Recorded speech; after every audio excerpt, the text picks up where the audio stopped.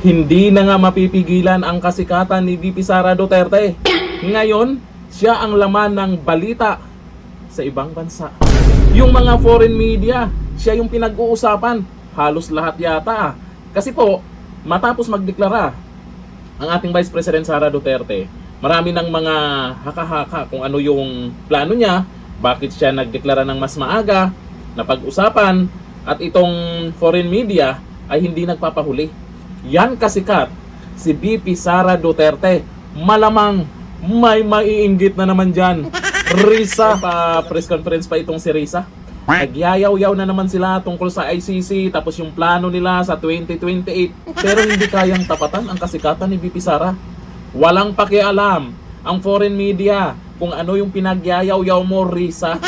Si VP Sara Duterte ang gusto nilang ibalita dahil alam nila etong si VP Sara, sikat na sikat talaga. Bakit?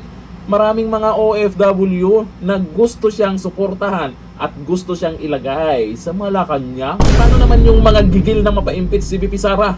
Nako, hindi lang ang Pilipinas nakabantay sa kanila. Buong bansa na. O ito, panoorin po natin isa sa foreign media na kung saan binalita si VP Sara. Ito ang video. President of the Philippines, Sara Duterte, has announced her presidential bid. Duterte declared that she will run for the presidential office in 2028. This sets the stage for a high-stakes political showdown in the Southeast Asian nation of 116 million people. Mga kababayan, My countrymen, let us bring back the courage and devotion for God, for the nation, and for every family and Filipino people. I am Sara Duterte, and I am running as the next president of the Philippines. Duterte accused President Ferdinand Marcos Jr. of Bongbong of corruption and betrayal, saying that he failed to honor commitments made during their short-lived alliance, which led them to a landslide victory in the 2022 elections. Under the Constitution, the President is limited to a single 6-year term. Hence, Ferdinand Marcos Jr. cannot seek re-election.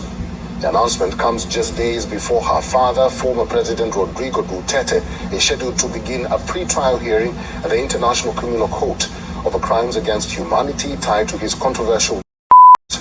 Critics call her move a big risk, adding that Duterte maintains a strong base in her family's southern stronghold of Mindanao. Independent opinion surveys rank her as a strong contender in the 2028 race.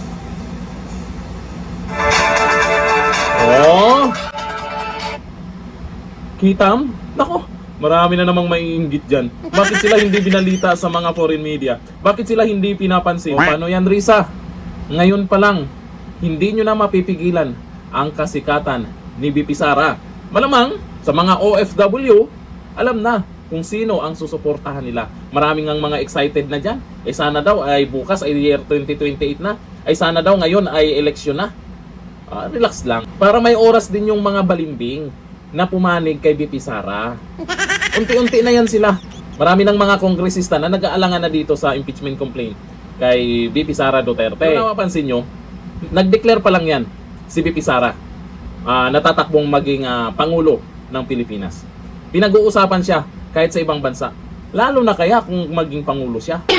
Talagang sisikat na naman ang Pilipinas at maraming sasaludo na mga leaders dyan. Kagaya sa nangyari nakaraan kay Tatay Digong, humilid kay Tatay Digong noon kung paano niya kalabanin o labanan itong mga buhaya, yung mga nagaganyan.